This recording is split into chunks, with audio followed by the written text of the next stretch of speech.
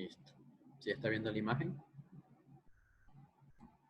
Sí, Ya, sí, estoy bien. perfecto. Bueno, vamos a hablar de colelitiasis sintomática y sus complicaciones, pero bueno, para el tema de hoy solamente vamos a hablar de lo que es específicamente el cólico biliar y queda reservado para una próxima clase lo que es la colecistitis aguda, la pancreatitis aguda, la coledocolitiasis, la colangitis y todas las otras complicaciones de la colelitiasis. Entonces, bueno, pues vamos a empezar.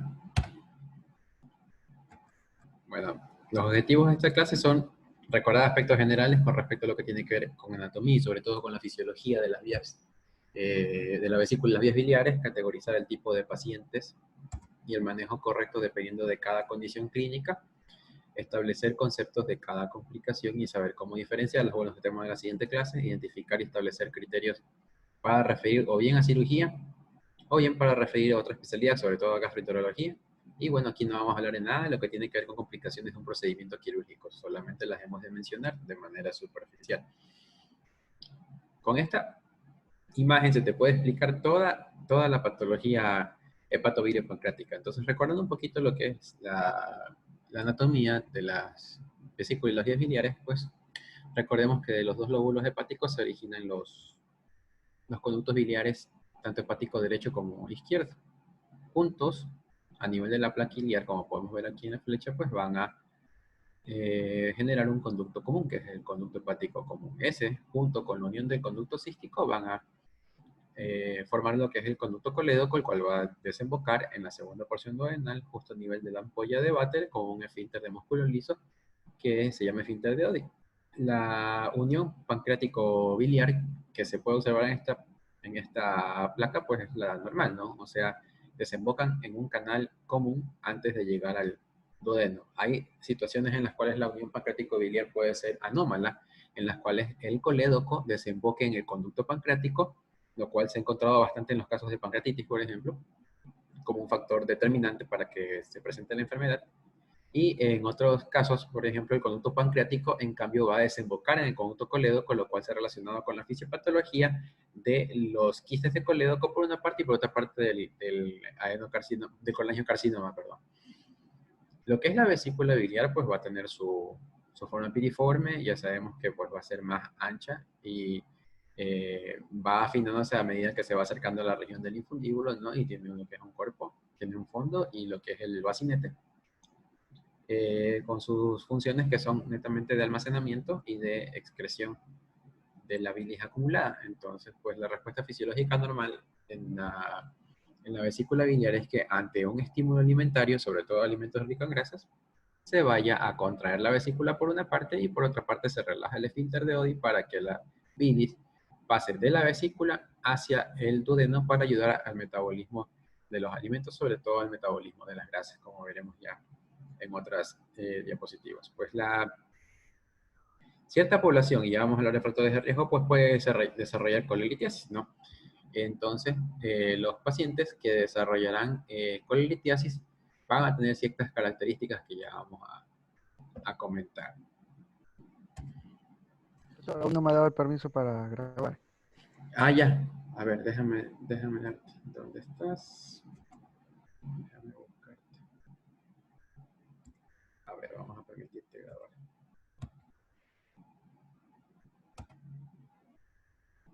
Listo. Ya puede grabar. Bueno, sigo. Entonces, continúo con lo que tiene que ver con aspectos generales de lo que es la enfermedad. Bueno, tomando en cuenta que se define a la colelitiasis como presencia de cálculos en la vesícula biliar. Independientemente de si tiene o no tiene síntomas, esa va a ser la definición. Y la colelitiasis será sintomática en el caso de que presente síntomas, sean típicos o atípicos, como ya veremos más adelante, ¿ya? O la asintomática, que viene a ser la gran mayoría de los pacientes. Realmente, pues los pacientes a nivel mundial, el 10 al 20% de toda la población va a tener colelitiasis en algún momento. De ese 10 a 20%, pues el 10 al 20% nunca se va a enterar. Un 30% de esa población que va a tener cálculos en la vesícula son los que van a desarrollar complicaciones. Entonces, como puedes darte cuenta, pues la mayor parte de los pacientes que tienen cálculos biliar no van a desarrollar ningún tipo de síntomas. Y dentro de ese pequeño porcentaje, del 30%, de ese 10 a 20% que van a tener cálculos, el 70% va a desarrollar como complicación el cólico biliar. Y el otro 30% va a estar repartido entre lo que es la colecistitis aguda en primer lugar, en segundo lugar lo que es la pancreatitis, luego viene la coledocolitiasis y la colangitis y otras complicaciones más, como por ejemplo cáncer de vesícula o síndrome de Mirici con hilio o sin hilio biliar. En esta gráfica, en este mapa, podemos observar que si tú te vas hacia la derecha del mapa, o sea, hacia la región oriental, pues puedes observar que las estadísticas en lo que tiene que ver con la prevalencia de la colonitis son bajas. Por ejemplo, Japón reporta solamente un 5%, Tailandia un 4%, pero a medida que te vas acercando hacia Occidente, puedes observar cómo en Europa aumenta. Dinamarca 22 al 30%, Noruega 22%. Y si nos vamos a la región de las Américas, acá ya bien occidentalizado, pues puedes observar que hay incidencias en ciertas poblaciones de los Estados Unidos, como por ejemplo son los indios Pimas, del 64 hasta el 73%. Nosotros acá en Sudamérica también tenemos una prevalencia muy alta, sobre todo en lo que es la región de Chile, Bolivia y Ecuador, ¿sí? Sobre todo los chilenos, que tienen ciertos grupos poblacionales, van a tener incidencias que pueden llegar hasta uno de cada 2 pacientes. Y acá también podemos observar en este mapa cómo respeta un poco lo que tiene que ver la etnia afroamericana, ¿no? La raza negra, pues en las cuales vamos a observar que la incidencia es realmente baja. Con respecto a lo que tiene que ver con estadística nacional, pues podemos observar aquí en esta gráfica del INEC, esta gráfica del INEC es del año 2017, pues ocupa el segundo lugar de morbilidad general. En primer lugar está la apendicitis aguda, lo cual me llama mucho la atención, bueno, a todo el mundo le llama la atención de ver cómo se ha invertido bastante lo que tiene que ver las causas de morbilidad a nivel nacional, ya que anteriormente, te hablo de la década de los 90, inicio de los 2000, pues las principales causas de morbilidad iban enfocadas a las infecciones respiratorias agudas, diarreas, enfermedades diarreicas agudas y parasitosis. Eso ha ido cambiando bastante. Y ahora, en cambio, pues las principales causas de morbilidad van a ser quirúrgicas. Con respecto a lo que tiene que ver en el sexo masculino, pues vamos a observar que ocupa el quinto lugar en morbilidad y en el sexo femenino, en cambio, ocupa el primer lugar, lo cual está acorde a la literatura publicada a nivel mundial, en la cual se manifiesta que pues, un factor de riesgo muy importante para desarrollar cálculos biliares va a ser el sexo femenino.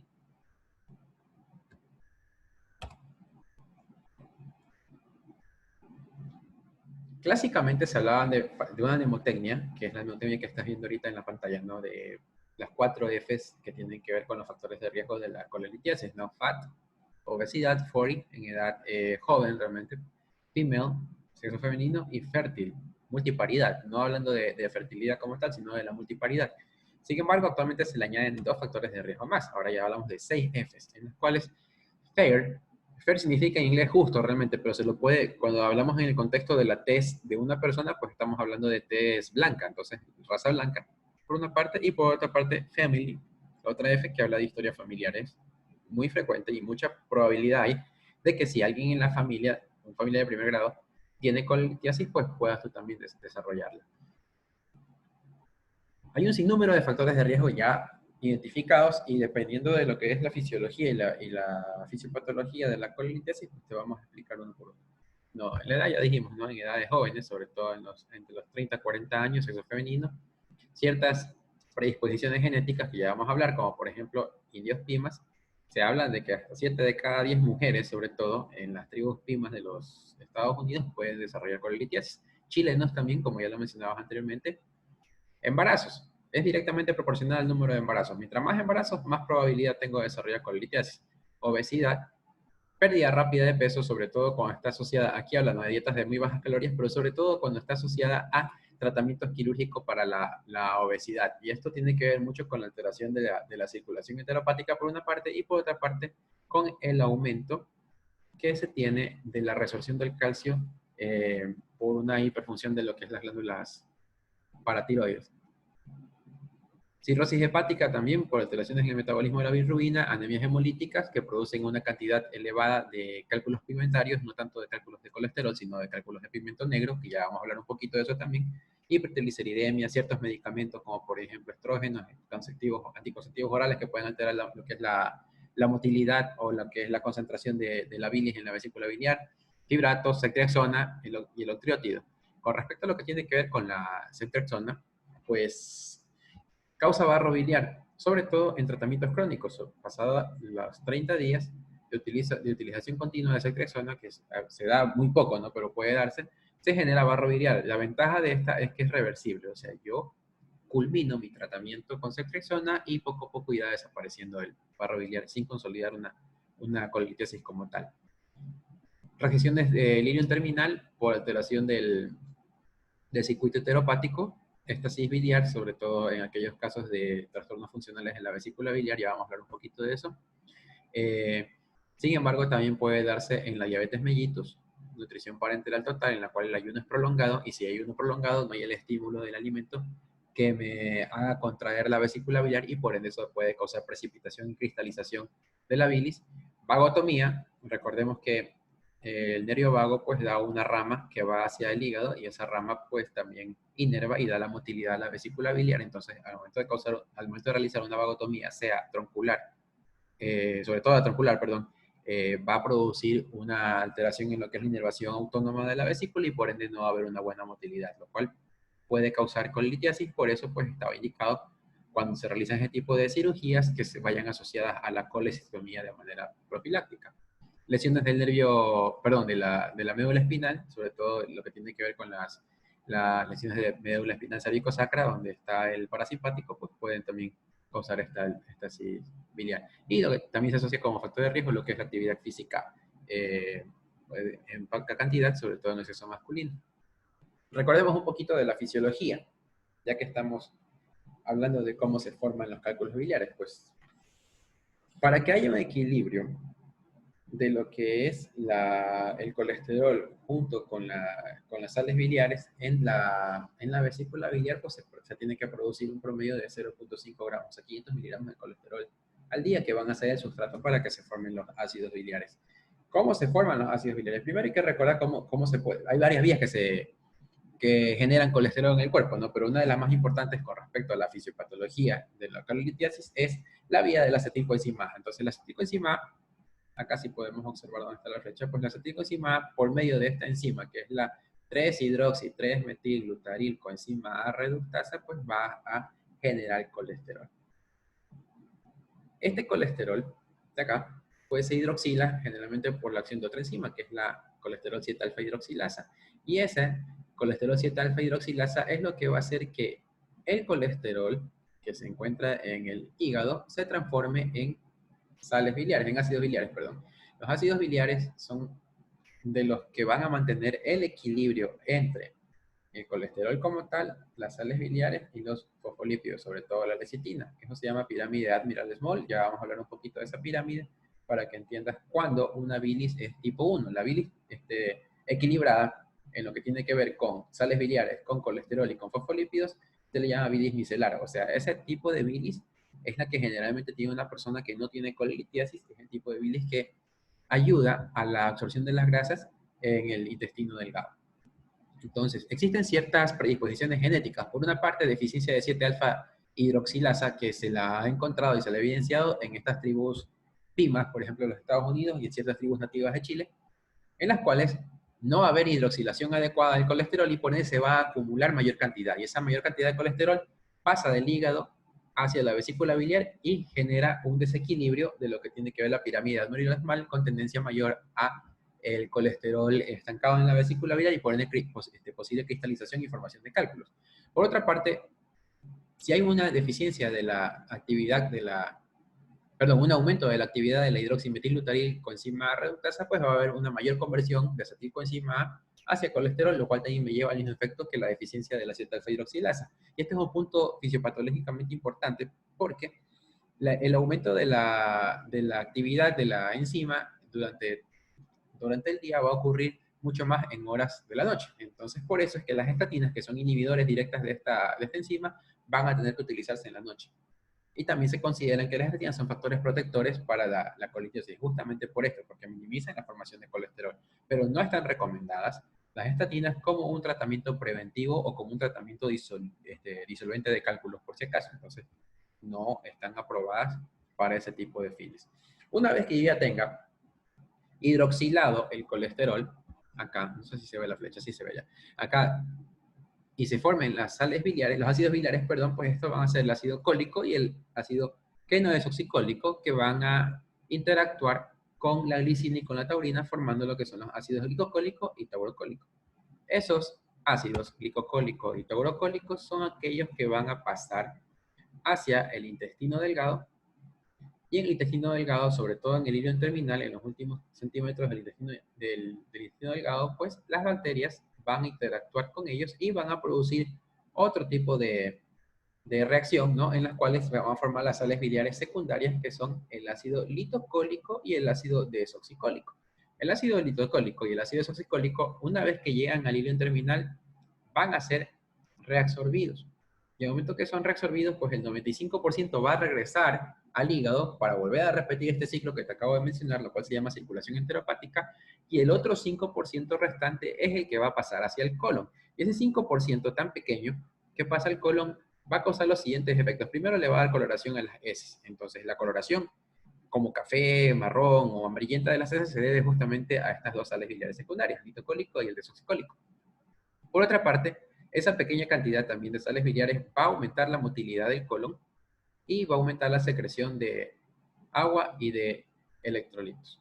Entonces, yo te mencionaba previamente que son las bacterias, como puedes observar acá en la gráfica, las que causan esta reacción. Pues, si yo doy antibiótico a un paciente y mato esta flora residente del intestino delgado, pues va a haber un mayor paso de sales biliares del intestino delgado hacia el intestino grueso. Entonces, ese 5% que te mencionaba ya no va a ser un 5%, va a ser un 7%, va a ser un 8%, puede ser un 10%. En todo caso, los efectos, como te mencionaba, también son aumenta la motilidad, aumenta la secreción de agua, aumenta la secreción de electrolitos, lo cual se traduce clínicamente como diarrea. Entonces, ahí está explicado por qué motivo se puede ocurrir diarrea con el uso de antibióticos. Entonces, no es de darle antidiarreicos a un paciente que tiene diarrea por antibióticos, sino más bien hay que restaurar la flora bacteriana. Entonces, eso te lo adelanto porque son cosas que a veces no nos explican en la facultad, pero esa es parte de la fisiopatología de lo que tiene que ver con la diarrea por antibióticos. Y lo mismo ocurre después de sacada la vesícula. Una vez que yo no tengo vesícula biliar,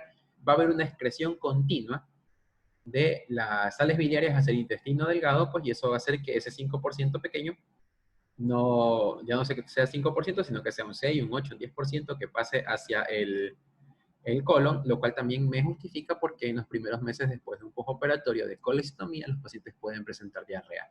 La ventaja de este efecto es que el intestino tiene un mecanismo de adaptación y luego va a aumentar la capacidad en las vellosidades intestinales para poder resolver esas sales biliares y luego la diarrea desaparece. Y una pequeña cantidad queda persistente y que requiere tratamiento.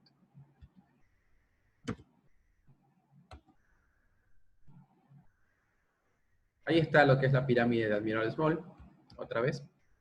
La menciono y voy aquí te la muestro pues para que la puedan comprender un poco, ¿no? Pues en porcentajes de moles está expresada por una parte acá abajo, como podemos observar en la esquina inferior izquierda de la pantalla, va del 0 hasta el 100% el porcentaje de moles de colesterol, por otra parte el porcentaje de moles de fosfolípidos representados por la lecitina, pues del 0 al 100%, y de acá de derecha a izquierda el otro porcentaje que es el de sales biliares. Todo lo que se encuentra en este equilibrio, ¿no? Estamos hablando de menos de un 10% del porcentaje de moles de colesterol en la bilis, con una cantidad amplia de sales biliares, ¿no? Que puede ir del 40 hasta el 100% de saturación en la bilis. Y por último, lo que tiene que ver con la lecitina, pues que tiene que estar también pasado el 90%, van a dar esta bilis tipo 1 o bilis micelar. El resto de desequilibrios que puedes observar acá, como la tipo 2, en las cuales hay mayor cantidad de cristales, ¿ya? Líquido, en la cual también puede haber mayor cantidad de cristales líquidos y de líquido, y así mismo la siguiente, ¿no? Pues en las que puede haber pues mayor cantidad de cristales líquidos más líquidos, son las bilis tipo 2, tipo 3 y tipo 4, que son bilis litogénicas. Entonces, hay mayor probabilidad de que haya una bilis litogénica de que haya una bilis micelar.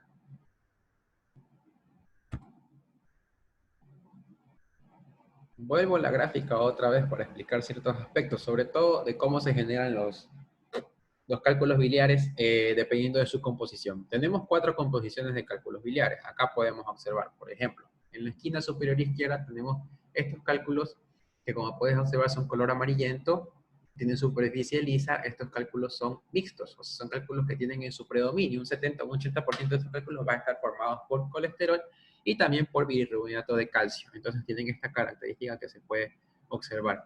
Los que se encuentran acá abajo de los mismos, pues tienen una forma morulada, son más redondos y pequeños. Estos cálculos también de color amarillento son en cambio de colesterol puro. No se calcifican estos cálculos, por ende tampoco se van a ver en los estudios de radiografía simple de abdomen, por ejemplo. Estos de aquí son mucho más susceptibles al tratamiento clínico con ácido uso desoxicólico, yo voy a hablar más adelante de eso. Acá en la esquina superior derecha tenemos, por ejemplo, otro tipo de cálculos que son los cálculos de pigmento negro. Los cálculos de pigmento negro se debe a una hemólisis mucho más importante que la capacidad de conjugación del hígado con respecto a la bilirrubina. Entonces, pues van a estar formados por bilirrubinato de calcio que le da esa coloración que tiene la bilirrubina cuando no está conjugada todavía. Y por último, acá tenemos lo que son los cálculos de color marrón. Los cálculos de color marrón se van a dar específicamente a nivel intrahepático, o sea, perdón, o sea, a nivel intraconductual, ¿no? Dentro del colédoco, dentro del hepático común, incluso dentro del hígado se pueden generar. La fisiopatología de estos cálculos de pigmento marrón va a ser dada por la acción de las bacterias, sobre todo bacterias como Escherichia coli y como especies de Klebsiella, que van a tener enzimas beta-glucuronidasas, las cuales lo que van a hacer es desconjugar la bilirrubina conjugada y la regresan a un aspecto no conjugado. Eso va a generar este tipo de coloración, diferente a la de acá arriba, como podemos observar. Estas de acá serían de primarios, estos de acá serían, perdón, estos de acá serían secundarios, estos de acá en cambio serían primarios. ¿Qué terminología vamos a utilizar? Bueno, ya estábamos hablando al inicio de lo que tiene que ver con los términos que vamos a usar en esta charla. Pues primero, pues colitiasis te decía que era solamente la presencia de cálculos en la vesícula biliar. Sintomática, cuando ya presentas ya sea cólico o dispepsia, la colitiasis no complicada, que es aquella en la cual solamente ha habido el debut de cólico biliar, pero que no ha presentado otro tipo de complicación, como por ejemplo la colecistitis aguda, la coledocolitiasis o la pancreatitis aguda, ¿no? Y tenemos lo que es la colitiasis complicada, en la cual se presentan todas aquellas entidades añadidas que te acabo de mencionar y que son las que vamos a ir desglosando clase tras clase. Clínicamente, ¿cómo yo voy a categorizar un paciente que tiene colitiasis? Pues Salón y colaboradores en el 2007 hicieron esta publicación en la cual ellos clasifican en 4 grandes grupos a los pacientes que tienen colitiasis. Son categoría 1, aquellos pacientes en los cuales no tengo síntomas, sin embargo, un screening de rutina por alguna otra causa, por querer investigar algo, pues le pido una ecografía de abdomen superior al paciente. Este paciente, al momento que le realizo la ecografía, se le encuentran cálculos. Y uno le pregunta si tiene algún tipo de síntomas y te dice que no, pues esta categoría 1 se la llama también coleritiasis incidental. Me la encontré por suerte, porque le mandé a hacer algún otro tipo de examen, independientemente de cuál sea. Te digo la ecografía porque es el más frecuente que mandamos en el abdomen. Este tipo de pacientes no se va a beneficiar de cirugía para resecar la vesícula biliar, o sea, de la colectomía. Sin embargo, hay indicaciones específicas de las cuales ya vamos a hablar más adelante, en las que se tiene que realizar la colectomía de manera profiláctica. La categoría 2, en cambio, aquí se encuentra la mayor parte de los pacientes que van a desarrollar síntomas. Los síntomas típicos de la patología biliar va a ser el cólico de manera específica, ¿no? Y aparte de que tengan los síntomas típicos, van a tener también exámenes de imagen que demuestran que hay cálculos, sin evidencia de complicación, o sea, sin evidencia de coledocolitiasis, de colecistitis, etcétera, etcétera. Esta se la llama como enfermedad biliar o colitiasis no complicada. En la categoría 3 tenemos aquellos pacientes que tienen estudios de imagen que reportan cálculos en la vesícula biliar, pero que tienen síntomas diferentes al cólico biliar. Entonces, en la categoría 2, estos pacientes son los que se van a beneficiar de cirugía, por cierto, ¿no? En la categoría 3, en cambio, son aquellos pacientes que me van a desarrollar agrieras, eructos, dispepsia, me pueden desarrollar trastornos en la motilidad del colon y que aparte se les encontró cálculos. Entonces, de pronto esos pacientes pueden tener realmente es una categoría 1, o sea, son pacientes que se les encontró de manera incidental o investigando otra patología también, pero que sí tiene síntomas diferentes al cólico biliar. Este tipo de pacientes en la categoría 3 tampoco se va a beneficiar de la cirugía. Estos pacientes, en cambio, están indicados para realizar investigación de otras enfermedades que puedan causar un dolor similar o unas características asociadas a la colitiasis, como por ejemplo son la gastritis, la úlcera péptica, síndrome de intestino irritable, entre otras enfermedades. Y en la categoría 4, pues tenemos aquellos pacientes que tienen cólico biliar clásico, pero que al momento de realizar el examen de imagen, sobre todo el ultrasonido, no se va a encontrar los cálculos. Y aquí pueden pasar dos escenarios. Uno, no se evidencian los cálculos, o bien por un equipo de ecografía que no sea de buena calidad. Segundo, por falta de experticia del médico que realiza el examen. O tercero, por un tamaño muy pequeño de los cálculos biliares que no permita visualizarlo por medio de ecografía transabdominal. Entonces, en estos casos se podría realizar como protocolo para determinar si hay o no colitiasis lo que es la ecoendoscopía. O sea, se le hace ecografía por vía endoscópica transduodenal. Otro examen que también puede realizarse en estos pacientes, u otra causa que me puede explicar los síntomas clásicos biliares, pero que no me demuestra cálculos en el ultrasonido, es el trastorno funcional de la vesícula biliar. Antes se lo conocía a este como discinesia biliar. Según los criterios diagnósticos de discinesia biliar, pues actualmente el cólico biliar clásico asociado a una fracción de eyección menor al 40% de la vesícula biliar demostrada por cintigrafía, y cuando te digo cintigrafía estoy hablando de la gammagrafía con ácido imidacético, en la cual se inyecta el ácido imidacético en el paciente que se elimina por vía hepática, y al momento que se elimina por vía hepática, pues en un paciente que se encuentra con ayuno, se llena la vesícula del isótopo, se le da una carga de lípidos al paciente después de esto y se le vuelve a realizar el examen. Entonces, si hay una fracción de eyección del isótopo menor al 40%, estamos hablando de que el paciente tiene trastorno funcional de la vesícula biliar. Otra prueba menos sensible que se puede realizar es el test de Boyden, ecográficamente. El test de Boyden es similar, solamente que en vez de medir la cantidad de radioisótopos, lo que se hace es medir el volumen de la vesícula en ayunas, 8 horas de ayuno. Luego se le da al paciente una ingesta de lípidos y después de la ingesta de lípidos a las 2 horas se le realiza otra vez el examen y tiene que haber pues una fracción de eyección de la vesícula biliar mayor al 40% para decir que es normal.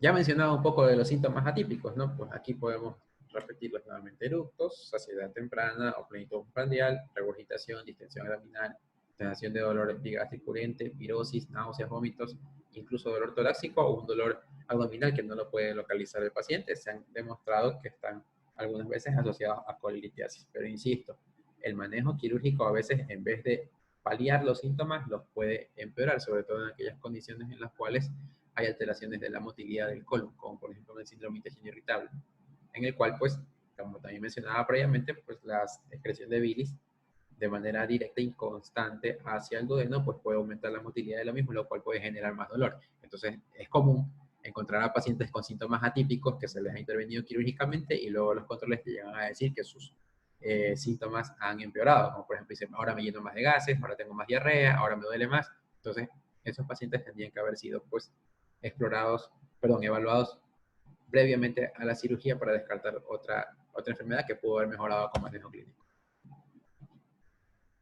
Ya también mencionábamos, ¿no?, que son asintomáticos los pacientes hasta en el 75 al 85%, pues, y la capacidad de que estos pacientes desarrollen complicaciones es baja, como pueden observar en la diapositiva, de 2 a 3% por año.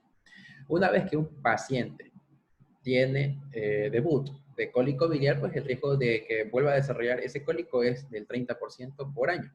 Es lo cual me motiva a mí como cirujano a ofrecerle el manejo quirúrgico al paciente.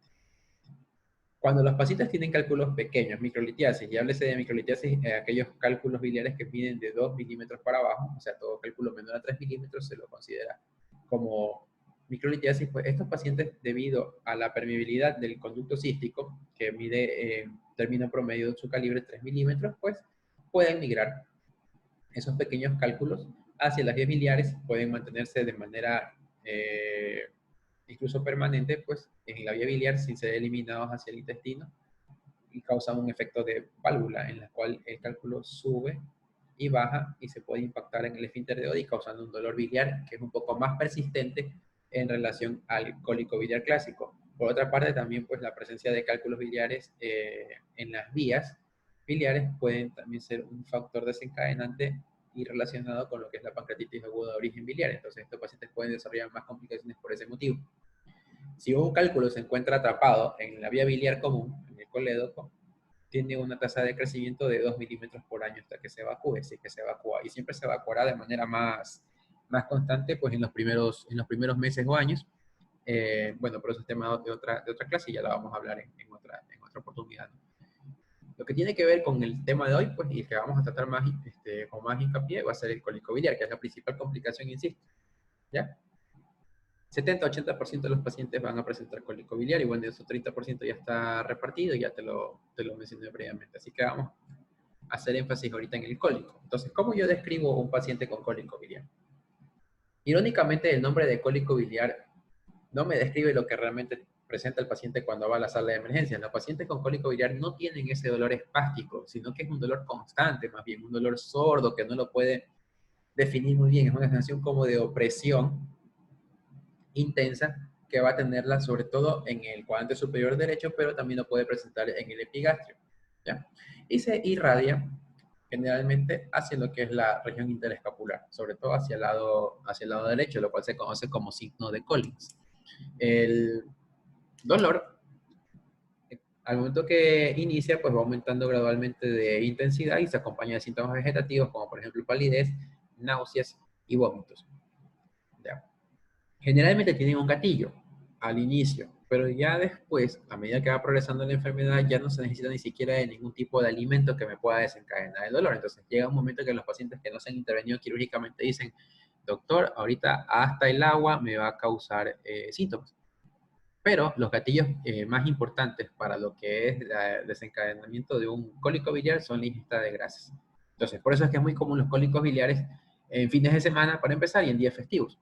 Los pacientes comen una gran cantidad de grasa, la vesícula biliar se contrae de una manera más fuerte porque tiene un mayor estímulo, una mayor liberación de colecistoquinina, una mayor probabilidad de que haya migración del cálculo hacia lo que es el cuello de la vesícula con compresión del mismo por la contracción. Y eso es lo que genera realmente el dolor. Estos cólicos no se van a agravar por el movimiento y no tienen sosiego con ningún tipo de posición. Tiene una duración mínima de 30 minutos, pero generalmente los cólicos se resuelven antes de las 6 horas. A tal punto que se ha llegado a considerar que si un paciente tiene cólico biliar por más de 6 horas, ya se debería de pensar que está presentando una complicación, de las cuales la principal es la colecistitis aguda. Aquí podemos observar lo que ocurre con respecto al cólico biliar. Si yo tengo cálculos de cualquier tamaño, independientemente del tamaño, pues si los tengo localizados en el cuerpo o en el fondo de la vesícula, si yo hago un estímulo, como por ejemplo una comida rica en grasas, pues va a haber una contracción vesicular. Esa contracción vesicular se da con el objetivo de que la bilis salga de la vesícula para el intestino delgado, y así como va arrastrando líquido, la contracción también hace que el cálculo se movilice hacia el cuello vesicular. Entonces, al momento que se moviliza el cuello, queda atrapado de manera temporal, ya que luego de eso, pues, la vesícula se relajará. Entonces, en el momento que se relaja la vesícula, el cálculo regresa. Ese proceso, pues, puede demorar incluso hasta 6 horas, como te mencionaba anteriormente. Cuando no pasa esto del retorno del cálculo del cuello de la vesícula otra vez a su posición habitual, pues, quedará enclavado y va a desencadenar la cascada de eventos fisiopatológicos de la colecistitis aguda.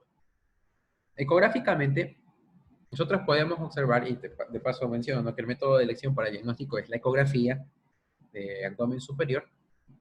Ecográficamente yo puedo diferenciar un cálculo de la vesícula biliar, como podemos observar a la derecha de la pantalla, pues que es una lesión hiperecoica que da sombra acústica posterior, como se puede observar en esta flecha punteada amarilla. Y a la izquierda de la pantalla, en cambio, yo lo puedo diferenciar de un pólipo de la vesícula biliar. Acá puedo observar que hay una lesión que también es hiperecoica, pero que no me da sombra acústica posterior. ¿Qué otra cosa debo de saber para poder definir si una ecografía del abdomen superior con respecto a lo que es vesícula y biliares es normal? Primero, el volumen de la vesícula. Generalmente la vesícula va a tener un volumen promedio de 40 a 60 ml. Segundo, el grosor de la pared. Aquí podemos observar una pared finita. No está medida en esta ecografía, pero el grosor de la pared máximo es de 3 milímetros para considerar que no esté inflamada.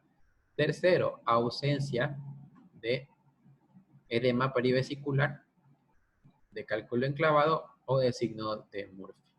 Esos son, en cambio, criterios ecográficos para poder definir si es que el paciente tiene o no tiene colecistitis aguda. Ya el tema de lo que tiene que ver con los pólipos de la vesícula, pues lo vamos a tratar después. Realmente no, los pólipos vesiculares tienen riesgo de cáncer muy bajo y ese riesgo va definido dependiendo de varias cosas, como por ejemplo antecedentes familiares, si el paciente es chileno, también va definido por si es que el pólipo tiene un tamaño pues mayor a 8 milímetros, antes se hablaba de 1 centímetro, ahora con mayor a 8 milímetros se tiene que pensar en que puede ser de riesgo. Otro factor de riesgo también es ver si el pólipo no es pediculado, o sea, si es sésil. Y otro factor de riesgo también es el número de pólipos. O sea, un pólipo único es mucho más probable que sea adenomatoso, a diferencia de pólipos múltiples en la vesícula biliar, que son acúmulos de colesterol, lo cual se conoce como colesterolosis de la vesícula biliar.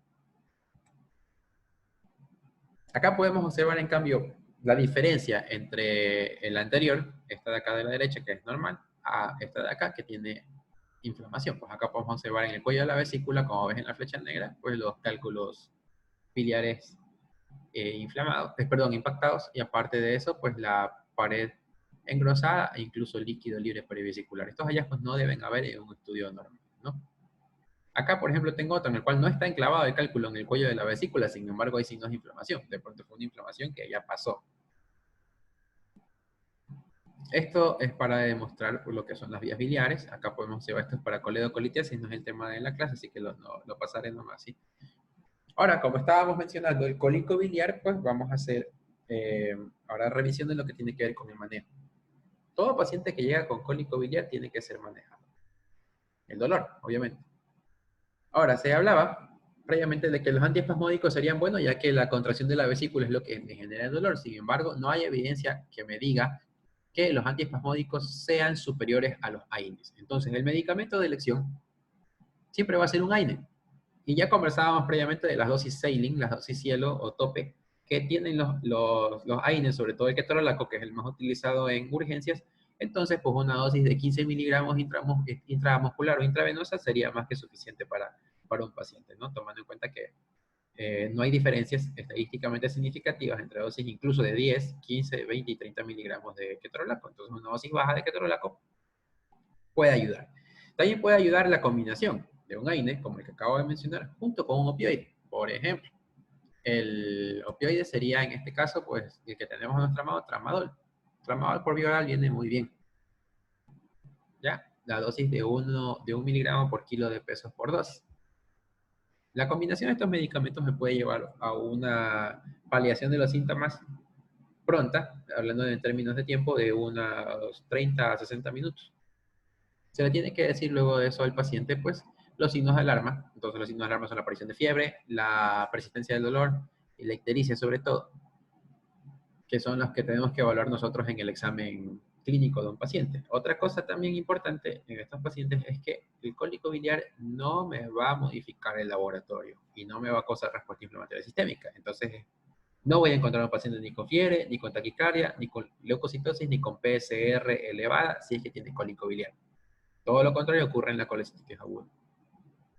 Todos los pacientes que ya han desarrollado su primer episodio de cólico biliar tiene que ser ofrecido el tratamiento quirúrgico, sobre todo por lo que mencionábamos. O sea, 1 de cada 3 pacientes va a volver a presentar un segundo episodio de cólico biliar en los próximos 12 meses. Entonces, es costo efectiva la cirugía realmente. Me reduce las tasas de admisión en emergencia, ya que una vez que yo resuelvo el problema, una vez que yo le opero al paciente, pues ya no tengo por qué hacerle mayor seguimiento más que el postoperatorio hasta los 30 días y luego de eso pues el paciente puede hacer en teoría su vida normal, ¿no?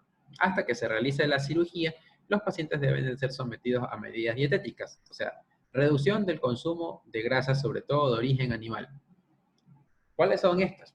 Por ejemplo, lo que es la leche entera, el queso, el yogur, la mantequilla, la grasa, porque viene también lo que es el cerdo, a pesar de que el cerdo es considerado una carne blanca, pues todo lo que es la parte que contiene mayor cantidad de grasa, como por ejemplo el chicharrón, el cuero del cerdo, pues podrían generar cólicos biliares. Entonces se le tiene que recomendar al paciente que tiene que tener una dieta baja en grasa, ¿no? Y aumentar el consumo, en cambio, de grasas de origen vegetal, como por ejemplo el aceite de coco, el aceite de oliva y el consumo de vegetales, ¿no?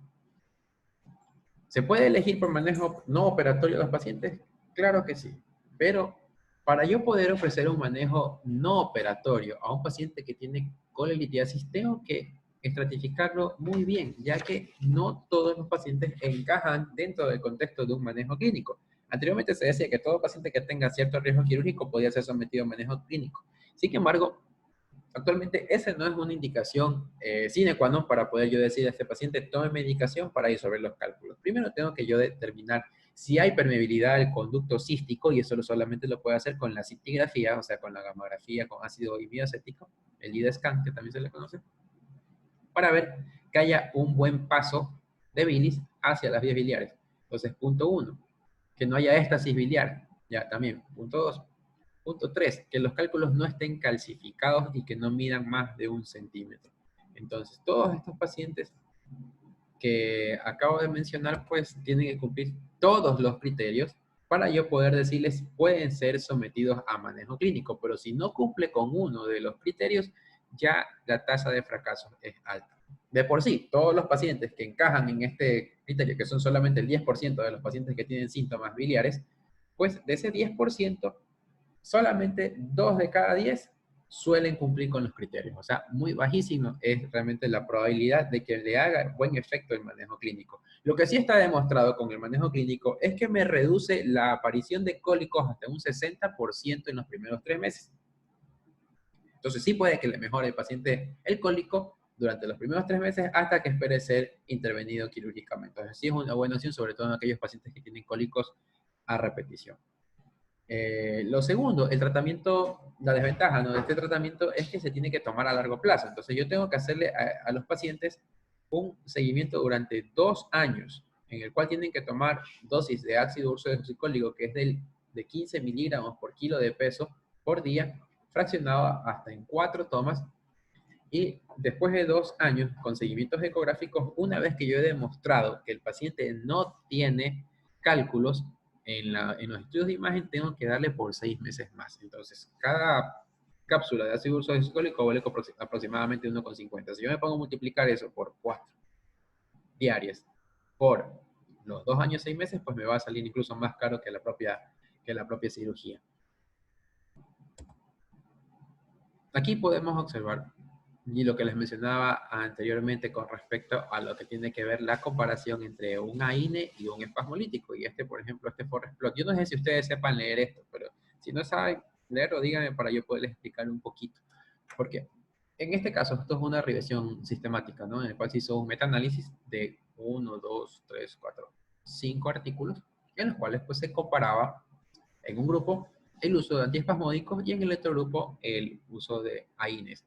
Aquí podemos observar cuando ustedes ven estos cuadritos así grandecitos, pues significa que los grupos poblacionales que se utilizaron en estos pacientes son pues algo importantes, a diferencia de los cuadritos chiquititos en los cuales las poblaciones de pacientes fueron mucho menores. Y las líneas horizontales que pueden observar son los intervalos de confianza. Entonces, mientras más larga es esta línea de intervalo de confianza, quiere decir que el estudio es mucho más probable que tenga sesgos. Y lo que podemos observar acá, lo que es el análisis total, pues si está alejado de la línea, pues quiere decir que es estadísticamente significativo. En este caso, pues la tendencia de esta revisión de estos 5 artículos científicos, pues demostró que hay una tendencia a que haya mejoría de los cólicos biliares cuando se consume AINES. Por eso es que están aceptados actualmente que el tratamiento debe ser con AINES para lo que es el cólico biliar, ¿no? Esto ya lo hablamos, criterios para elegibilidad, decíamos, bueno, que era menos al 10%, ya hablamos también de esto, tamaño menor de 1 centímetro, que no haya calcificación y que los cálculos de sospecha que sean de colesterol, síntomas leves, cístico patente, lo que les mencionaba de la gamografía, y que la función y la motilidad vesicular esté indemne. Bueno, eso también les mencioné, esto también, así que sigamos. ¿Qué otras terapias se pueden ofrecer pero que no tienen eficacia comprobada, como pueden observar en esta placa? La litotricia extracorpórea. Así como en los cálculos renales, pues también se sugería que en los cálculos biliares puede tener algo de utilidad la litotripsia extracorpórea. Sin embargo, pues estudios han demostrado que aumenta el dolor en un 50% de los pacientes, así que no está recomendable, y la recurrencia a 5 años del 60%. Esto se lo puedo ofrecer de pronto a un paciente añoso, a un paciente que tiene muchos factores de riesgo, como para ser sometido a un tratamiento quirúrgico, para poderle disminuir un poco lo que es los dolores, pero como podemos observar, realmente los aumenta. Entonces es una medida que actualmente no está recomendada, no hay ninguna guía de manejo que me diga que tengo que hacer litotripsia en estos pacientes, por ende, pues no se debe utilizar. Lo que tiene que ver con las estatinas, al inicio de la charla te mencionaba también que si bien las estatinas inhiben la 3-hidroxi 3-metilglutaricoenzima reductasa, pues no son fármacos de elección porque no intervienen de manera directa en lo que es la cristalización de los cálculos, sino que más bien reducen la cantidad de colesterol. Entonces, no son consideradas como un fármaco de elección, pero sin embargo, el consumo en el manejo de la hipercolesterolemia sí se ha relacionado con una menor prevalencia en estos grupos poblacionales de colelitiasis. Ciertos fibratos como la acetimida también, pues se los ha sugerido, no tiene eficacia comprobada tampoco, y los monoterpenos, cuando te hablo de monoterpenos, te estoy hablando de lo que son los aceites de origen vegetal, como por ejemplo el aceite de oliva, que antes se decía, ¿no? Las abuelitas decían, démosle una cucharadita de aceite de oliva para que bote los cálculos. Realmente es una terapia que no está comprobada. Lo que sí está comprobado es que es un hábito saludable el consumir ese tipo de aceites, pero no como para poder estimular lo que es la eliminación de un cálculo biliar, ¿no? Tenemos también, de lo que mencionábamos, déjame ver si ya, hasta ahí es la clase, pero otra cosa que no está mencionada aquí en las diapositivas es cuándo yo debo de sacar de manera profiláctica la vesícula biliar, o sea, lo que se llama colecistectomía incidental. Entonces, indicaciones son grupos de riesgo de cáncer. Cuando yo te hablo de grupos de riesgo de cáncer, te hablo de pacientes que tienen cálculos biliares mayores a 1 centímetro, pero sobre todo aquellos pacientes que tienen más de 3 centímetros de tamaño del cálculo. Pacientes chilenos también, ya que Chile es el principal país con prevalencia de cáncer de la vesícula biliar. Sin embargo, las estadísticas lo daban como por el 0.8 al 2% nada más, o sea, no es tan alto realmente la probabilidad, sin embargo es superior al resto del mundo, y en Chile pues los protocolos de manejo de colitiasis difieren al resto de la población mundial. En aquellos casos en pacientes con vesícula en porcelana, lo que es una calcificación total de la pared de la vesícula, muy frecuente en diabéticos, es una lesión precancerosa y por ende debe ser removida la vesícula biliar. También en aquellos casos en los que por colangioresonancia magnética o por CEPRE se haya demostrado que hay una unión anómala pancreático-biliar, sobre todo en la cual el conducto pancreático desemboca en el conducto colédoco. También se debe sacar de manera profiláctica la vesícula biliar en aquellos pacientes que tienen cálculos sin síntomas, pero que tienen alguna condición hemolítica, como por ejemplo esferocitosis hereditaria, púrpura, trombocitopenia idiopática, en aquellos pacientes, perdón, la púrpura trombocitopénica, no, perdón, en la deficiencia de glucosa 6-fosfato de deshidrogenasa y cualquier otra enfermedad que me genere hemólisis. Pacientes diabéticos, antes se decía que porque como había una neuropatía periférica y también que afectaba al sistema nervioso autónomo, pues estos pacientes tenían una mayor probabilidad de desarrollar cálculos, y esa es una afirmación correcta. Sin embargo, la probabilidad de que un paciente diabético me desarrolle síntomas en relación a la población en general es la misma, entonces no tiene sentido sacarle a un paciente que no tiene síntomas. Asimismo, en cirugía bariátrica también, como mencionábamos anteriormente, la pérdida rápida de peso pues es un factor desencadenante para la génesis de los cálculos. Sin embargo, no está aceptado tampoco de remover al mismo tiempo la vesícula biliar cuando se desarrolla un proceso de bypass gástrico debido a que aumenta la morbilidad. Entonces, es mejor esperar que el paciente durante sus postoperatorios, sus 5 años después de la cirugía, no desarrolle cálculos, o si los desarrolla, que no desarrolle síntomas para poder indicarle la cirugía o no. ¿Hasta ahí alguna pregunta del auditorio?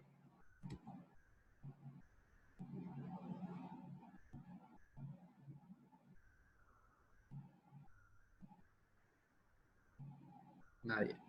Bueno, el embarazo también es otra condición en la cual hay que tomar como consideración, algo que también no estaba mencionado, el tratamiento quirúrgico. Pues ahora se habla de que toda paciente embarazada que presenta cólico biliar debe ser sometida a cirugía programada independientemente de su edad gestacional, pero siempre hay que tomar en consideración que la medicación anestésica general, pues en las primeras 12 semanas se debe de utilizar con mucha precaución. Sin embargo, los beneficios de la cirugía van a estar por encima de los riesgos de no operar a un paciente, ya que la mortalidad fetal, en el caso materno-fetal, perdón, en el caso de que ocurra un episodio de pancreatitis aguda durante el embarazo, puede ser hasta del 30%. Entonces, es una mortalidad un poco importante. ¿Cuál es el problema? Pues se ha desarrollado con una ligera tendencia al alza de lo que son las complicaciones de la cirugía después durante el embarazo, ¿no? Sin embargo, a pesar de eso, pues sigue estando indicado realizar el tratamiento quirúrgico en este grupo de pacientes. ¿Preguntas hasta ahí?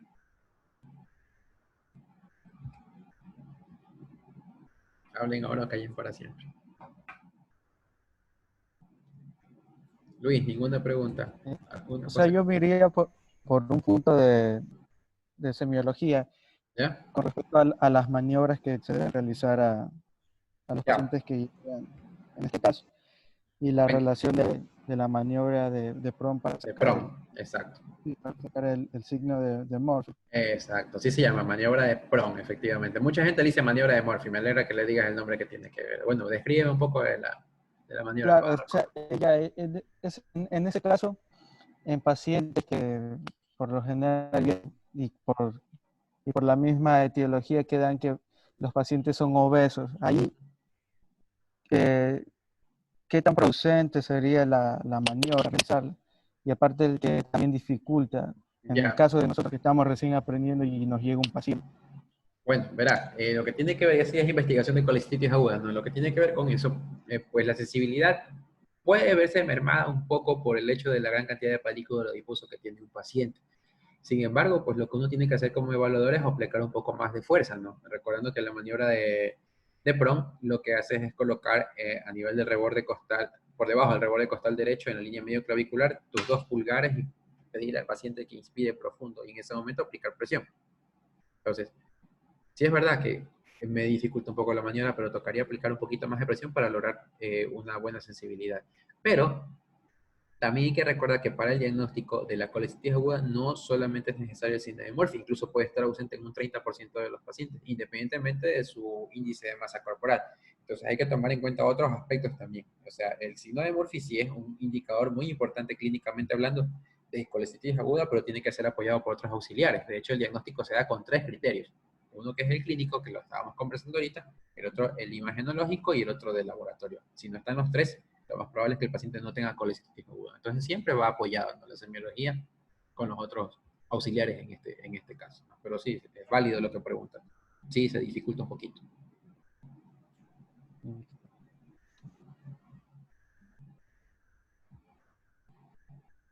Si no hay más preguntas, pues podemos dar por concluida la charla. La próxima semana vamos a hablar en cambio de colecistitis aguda y de coledocolitis, a ver si lo hacemos en una sola sesión, pues ya avisaré con tiempo para, ¿cómo se llama? Para que se puedan conectar los que deseen, ¿no? Ahorita ya tenemos ilimitado el Zoom, así que pues podemos hablar de largo. Así que si tienen preguntas o si tienen alguna duda, pues me la pueden hacer saber. Ya la grabación ya creo que sí la tienes, ¿verdad, Luis? Sí, Ya, exacto. perfecto. Ya, listo. Doctor, una pregunta. Sí, ¿Cada cuánto hago el laboratorio en un perdón. paciente? O sea, ¿cada cuánto hago el laboratorio? A un paciente que tiene cólico biliar no le debo de realizar más que un solo examen de laboratorio. Y si el examen está, pues, normal, ya no debería de realizarle, ¿no? Pues no me va a cambiar. Ahora, solamente me cambiaría el criterio de yo pedir un examen de laboratorio si es que luego de haberle manejado el dolor, el paciente le reaparecen los síntomas, o si es que yo, utilizando analgésicos, el paciente no le mejora el dolor. Entonces ahí tengo que pensar en que esa biometría inicial que le hice y que me dio normal junto con la PCR, pues puede ya empezar a cambiar porque ya empiezan a desencadenarse los mecanismos fisiopatológicos de la colecitis aguda. Entonces sí es a criterio clínico. Si yo le tengo un paciente con cólico biliar que le manejo con analgésico y no le ha vuelto el dolor con exámenes normales, yo lo puedo mandar a la casa. Pero pasa todo lo contrario en el caso de que no haya mejoría. Entonces ahí sí está indicado. Entonces el punto de corte, como lo mencionaba también en la charla, son 6 horas. Entonces uno tranquilamente, si ve que el paciente no presenta la mejoría que uno espera, pues a la sectora le puede repetir el examen. Y los exámenes que se piden son de inicio, biometría y proteína C reactiva. Y acostúmbrense a pedirle a todo paciente con abdomen agudo inflamatorio, ya que esto encaja dentro del abdomen agudo inflamatorio, a pedirle proteína C reactiva, porque la proteína C reactiva tiene un valor predictivo negativo tan alto que puede llegar al 100%. O sea, patologías inflamatorias sin proteína C reactiva casi que no hay, o sea, elevada, ¿no? Entonces, siempre debe ir acompañado de eso. Doc, ¿le puedo hacer una pregunta? Claro. ¿Cuál es la complicación más grave que se puede presentar en una colecistectomía? En una colecistectomía, perfecto. Depende, ¿no?, de la técnica. Si es laparoscópica, pues la complicación más grave es la muerte por lesión vascular, lo cual sí, pues, ocurre en manos inexpertas. Realmente, si lo he visto, es muy poco probable que ocurra cuando se tiene instrucción formal en cirugía laparoscópica. Sin embargo, en pacientes que tienen, por ejemplo, aneurismas de la aorta no diagnosticados, de la aorta infrarrenal, o algún tipo de condición que me pueda provocar una entrada abrupta del trocar, como por ejemplo delgadez extrema, ya que si ocurren, sobre todo en pacientes anoréxicas, pueden desarrollarse ese tipo de lesiones. Eso por una parte, que eso tiene que ver no con la colecistectomía como tal, sino con la técnica de acceso que estoy utilizando para poder tener visualización laparoscópica. Con respecto a la técnica de la extracción de la vesícula como tal, pues la complicación más grave que hay es la lesión de vía biliar, la lesión quirúrgica de vía biliar, la lesión iatrogénica. Esta, en algunos casos, incluso puede derivar en muerte del paciente, ¿no? En casos más leves se pueden resolver con CEFRA. Ahí viene una clasificación de la lesión quirúrgica de la vía biliar que se llama la clasificación de Strasberg, la cual me la define según la complejidad. O sea, si hay una lesión que solamente es lateral al conducto biliar, una que es solamente la fuga del conducto cístico, por ejemplo, que se puede resolver con cirugía y volver a colocar clips en el cístico, o con una CEPRE y colocación de stent. Hay otras en las que en cambio hay lesiones con transección de la placa iliar, lo cual me requiere un tratamiento quirúrgico con cirugía biliodigestiva. Pues bueno, son el temor más grande tal vez de un cirujano general cuando va a realizar una cirugía laparoscópica de vesícula biliar es causar la lesión iatrogénica. La lesión iatrogénica ocurre por lo general en cirujanos jóvenes en los primeros 50 procedimientos por falta de experiencia, y luego del procedimiento número 200, en cambio, por exceso de confianza. Es lo que está reportado. Pero pues, gracias a Dios, no me tocaba más que reparar a mí por lo pronto. Este tipo de lesiones no me han ocurrido, ¿no? Espero que nunca me ocurran, pero la constante lectura, el constante aprendizaje, el constante recordatorio de las variantes anatómicas, ya que no hay una configuración anatómica normal realmente de las vías biliares. Solo el 25% se la puede considerar entre comillas normal, el otro 75% es variable. Entonces, cuando uno se tiene este conocimiento, cuando se aplica una técnica buena de visualización crítica, que se llama técnica de visión crítica, pues es muy poco probable que ocurra. Otras lesiones que pueden ocurrir también son lesiones también vasculares, pero no por acceso del trocar, sino por disección de la vesícula biliar. Por ejemplo, en situaciones en que la arteria hepática derecha pues tiene una disposición no habitual. ¿Qué otras lesiones pueden haber? Pues pueden haber en lesiones no tan graves como por ejemplo son la perforación. La perforación ocurre en 2 de cada 10 casos, lo cual no me implica una complicación como tal de la cirugía, sino una complicación técnica, en la cual al momento de tipo quirúrgico, pues se realiza secado, pues, y la probabilidad de infección del sitio quirúrgico, si se recibió profilaxis antibiótica, sigue siendo la misma. O sea, una perforación de vesícula biliar causada por el cirujano durante la disección no me implica ni uso de drenes, ni tampoco me implica mantener al paciente con tratamiento antibiótico. Con un buen secado de la bilis, recordando que la bilis en un 70% de los casos es estéril, es más que suficiente. ¿Qué otra complicación puede presentar también la colecistectomía? Lesión hepática, una disección muy profunda del hígado con sangrado, o un sangrado postoperatorio. Puede ser que yo haya dejado seca el lecho hepático y que luego por aumento de la presión arterial o por no haber revisado la hemostasia luego de evacuar el neumoperitoneo en cirugía laparoscópica empiecen a desarrollar sangrado. ¿Sí? Entonces eso me puede causar, sí, una disección profunda me puede causar lesión de hígado. Y eso pues incluso con reintervención y todo. Esas son generalmente las complicaciones, perforaciones gástricas, lesiones duodenales, todo depende mucho de la experiencia y la habilidad del cirujano realmente.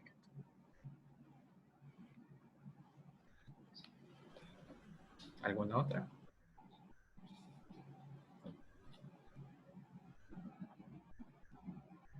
Bueno, si no hay más, entonces quedamos para la próxima semana los que se quieran conectar pues para poder seguir revisando el resto del tema, ¿no?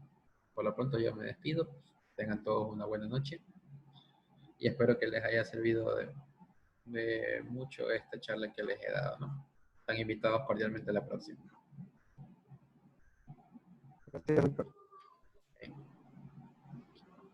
Gracias, hasta luego. Hasta luego.